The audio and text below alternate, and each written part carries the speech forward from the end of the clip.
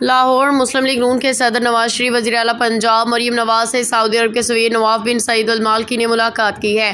خصوصی ملاقات میں دفاعی شراکت داری، مشترکہ تربیت، انٹیلیجنس کے تبادلے، باہمی تعاون کو مزید وسعت دینے پر اتفاق کیا گیا۔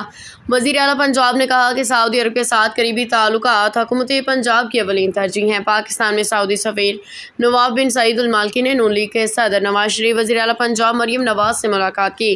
نواز شریف اور مریم نواز نے خادم الحرمین شریفین شاہ سلمان بن عبدالعزیز، ولیعہد شہزادہ محمد بن سلمان کے لیے نیک تمناؤں کا پیغام دیا۔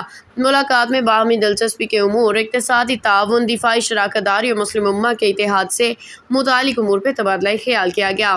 پاکستان نے بھارت کو تاریخی شکست دی، پاک بزنس ٹرین کے افتتاح پہ شہباز شریف کا خطاب۔ مریم نواز نے کہا کہ سعودی عرب سے تعلق پاکستان کی خارجہ پالیسی کا مرکزی ستون ہے، جو سیاسی معاشی شعبوں میں مسلسل مضبوط ہو رہا ہے۔ سعودی قیادت کا خطے میں امن کے لیے کردار قابل ستائش۔